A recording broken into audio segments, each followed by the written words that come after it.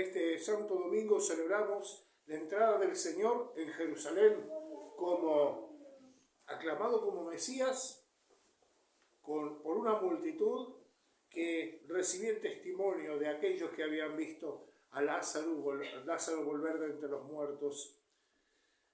El pueblo pues tenía puesta la esperanza en medio de sus dificultades y sus sufrimientos en que Dios cumplirá con sus promesas. El pueblo de Dios estaba esperando justamente ese cumplimiento de las promesas. Dios había prometido algo, un redentor, un salvador. Una de las cosas que era popularmente conocida por aquellos que buscaban, que estaban con los ojos pendientes de ver quién era ese enviado, quién era ese, una de las cosas que decían los maestros de aquel entonces es que iba a ser signos, el Salvador iba a ser signos que ninguno otro había hecho antes. Uno de ellos era resucitar a un muerto de 4 días.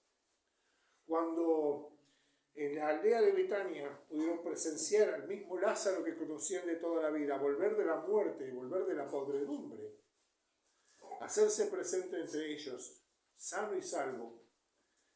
Ellos sabían, esa era la causa por lo que dice en aquel texto, y ese día muchos se alejaban de los maestros de la ley y se unían para seguir a Jesús. Es decir, veían cumplido aquello que Dios ha cumplido con su promesa, el momento de seguirlo.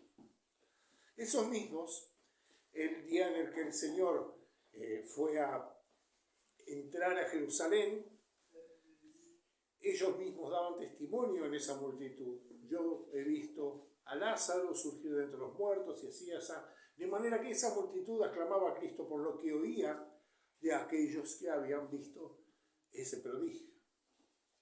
En el medio de estos dos sucesos, de la resurrección de Lázaro y de la entrada del Señor a Jerusalén, ocurre el día anterior una cena que se celebra en Betania, muy cerquita de Jerusalén.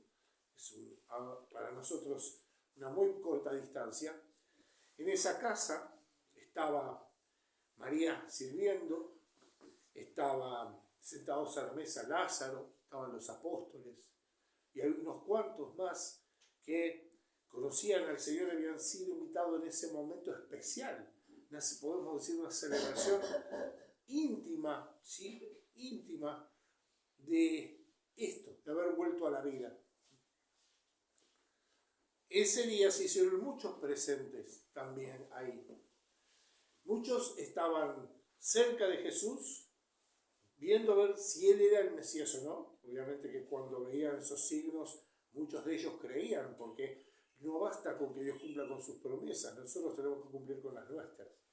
Si nosotros decimos que creemos en Dios, Dios repite prodigio tras prodigio delante de nuestros ojos y no le creemos, es porque no queremos cumplir con nuestra parte de la promesa, porque no consideramos vinculante el que Dios haya hecho su parte.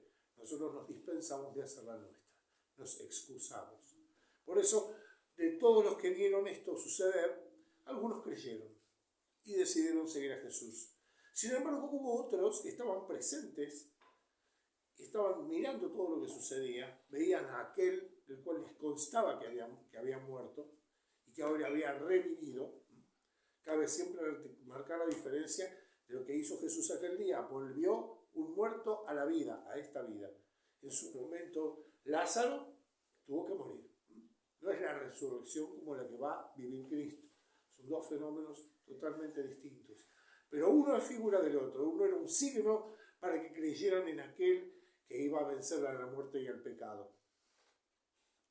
Todo esto estaba sucediendo a la vez. Estaban los que creían, los que no podían dar crédito a sus ojos de tener enfrente al Salvador de Israel. Estaban aquellos que tenían algún interés, que creían en él porque pensaban que iban a obtener algo a cambio. De hecho, Juan en el Evangelio señala a Judas, a Judas como justamente alguien que estaba pensando en un beneficio material, dice que era codicioso de lo que se ponía en la bolsa, que él la tenía que administrar. Pero hay un hecho que frente a los que creían sinceramente, a los mercenarios que creían por alguna conveniencia y a aquellos que estaban cerca de Jesús para acecharlo, para ver si podían buscar hacerlo tropezar. No creían ni siquiera lo que veían en sus ojos. Pues las autoridades habían determinado matar a Jesús. En el medio de esto tenemos a, como decíamos, Marta estaba sirviendo, María se acerca con un perfume de nardo que se utiliza en ocasiones muy especiales, en particular se utiliza en la sepultura. Pero este perfume de nardo también, una costumbre muy antigua, tiene milenios, de cuando se homenajea a una persona, en la fiesta se utilizaban unos pequeños conitos de resina con perfumes que se ponían en el cabello y que se derretían e iban largando un perfume agradable a lo largo del calor de la cena. Entonces, en este momento vemos que viene María y se acerca a Cristo derramando sobre su cabello, sobre él, un frasco de nardo puro, algo que valía muchísimo. No tengo la equivalencia, pero posiblemente el equivalente al jornal de un año, prácticamente. Era algo muy, muy caro. Ese acto, cada cual de los que estaban presentes hizo una lectura de eso. Unos de extrañeza, en el caso de Judas, de indignación.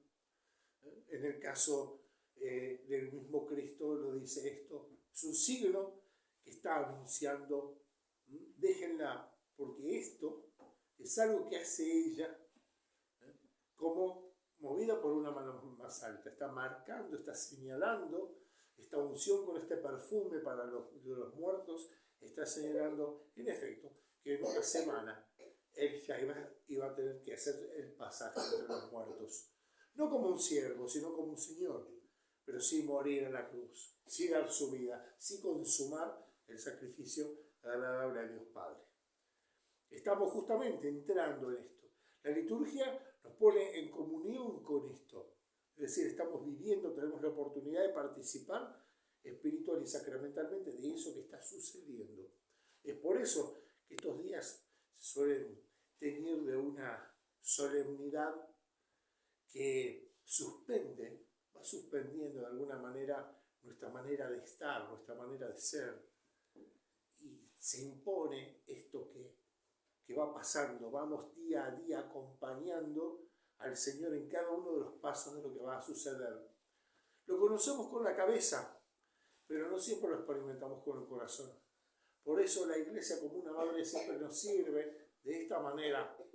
En todos los años la posibilidad de hacer experiencia del camino que ha hecho Cristo, aprender a poner nuestros pies en sus huellas para poder hacernos parte también, no solo de su muerte, sino sepultados con él, esperamos la resurrección. ¿Sí? Por eso no hemos de buscar de perder la oportunidad de, en todo momento, aunque a veces nuestras tareas nos puedan distraer y no podemos siempre sustraernos a todas ellas, saber que estamos como quienes estaban en torno al Señor. Estaban en sus asuntos, pero cerca al Señor que estaban encaminándose a su entrega. Por eso podemos decir, estemos en nuestras cosas, si no podemos estar celebrando en la iglesia, pero como quien desvía un ojo hacia el Señor y un ojo hacia la tarea que hace, sabiendo que desde lo suyo está acompañando estos pasos del Señor. Esto va a educarnos a no vivir. Es un ejercicio que nos ayuda a no vivir pegado a este mundo, como si fuera la única realidad que tenemos. A que la fuente de nuestra alegría sea que nos va bien, que nos salen las cosas, o que nos levantamos con el pie derecho, y que si estamos mal es porque no nos sale lo que queremos, o porque nos pasa tal infortunio, pero nunca nos alegramos en el Señor, y vivimos las cosas en el Señor. Si no tenemos raíces para alimentarnos de la verdadera fuerza de Dios. Por eso, queridos hermanos, más que nunca debemos redoblar esto de hacer espacio. Si no podemos estar presentes, pongamos una música que nos ayude a estar en ese clima de oración, como sucedía hace varias décadas en nuestro país, en lo cual la gente, aunque no practicara de una manera muy definida, sabía que esos días eran especiales y que había que honrarlos en atención a Dios de una manera especial. Y estoy seguro que el hacer lugar en nuestra vida, no solo para las oraciones, sino para su presencia en nuestros asuntos, estar velando, estar en su camino, desde donde estamos también, nos va a ayudar a recuperar esa presencia habitual de Dios, en la cual el Señor resucitado, vencedor de la muerte, viene a darnos todo lo que nos hace falta. Vivimos llenos, vivimos a copa llena de las cosas de Dios, sabiendo que los inconvenientes de la vida diaria, las cruces, las dificultades, las luchas de cada día, no las realizamos solos, sin apoyo, sin ayuda, sino que unidos a Cristo, todas esas cosas nos ayudan a prepararnos un camino más cerca del Señor. Es decir, vivamos, actuemos con fe y aprendamos a vivir en esperanza, con la esperanza puesta en Dios desde ahora. La bendición de Dios no es algo futuro, la esperanza hace referencia a aquello que recibiremos gracias a la fe, pero de lo cual tenemos prenda ahora. El hecho de tener esperanza nos hace participar ahora de eso que nos espera. Ilumina nuestra mirada, aquieta las dificultades, nos da temperancia frente a las diferencias en la vida cotidiana, en la vida familiar, en el trabajo, en todo lo que sea. No dejarnos llevar y arrastrar por nuestros impulsos, sino girar ese ojo hacia Dios, ¿sí? Viendo de que nuestra vida aquí, nuestro camino aquí, tiene sentido si está dirigido hacia Él. Es el único sentido posible, dirigirnos hacia la cruz. Hoy, como iglesia, lo aclamamos con estos ramos en la mano, la palma bendita, que es como la llamamos a la rama bendita, en este caso de olivo, es un signo de protección que queda todo el año junto a nosotros, de los cuales nuestros ancestros sabían hacer muy buen uso, el cual con fe lo utilizaban, lo quemaban, lo ponían como un signo, una manera de invocar a Dios en sus dificultades, muchas veces en las tormentas, en distintas vicisitudes. Hoy nos hemos acostumbrado a no temer a la naturaleza, no nos sentimos frágiles. Tenemos pararrayos, tenemos techo, tenemos medios de comunicación, no tenemos miedo de quedarnos. Hemos dejado de temer a la naturaleza, que tiene inclusive poder sobre nosotros. Y también hemos dejado de temer a Dios. Por lo tanto, hoy nos tememos a nosotros mismos, nos tememos entre nosotros. Tenemos miedo de la vida, tenemos miedo del sacrificio, tenemos miedo de la misma fibra de las cosas que Dios nos ha dado. Y eso nos pasa porque hemos dejado de poner a Dios primero y de tener el santo temor, que es el que nos instruye de sabiduría, para no dejarnos vencer por ningún enemigo que no le hace talla a Dios. Si Dios es nuestro amigo, si vivimos con Él siempre, nada puede contra Él. Si nos aferramos a Él, se experimenta la fuerza que se da en la debilidad. Como decía un poeta, fuerte es la mano del que ora. Que la Santísima Madre de Dios nos ayude en este camino para poder seguir los pasos de Cristo. Amén.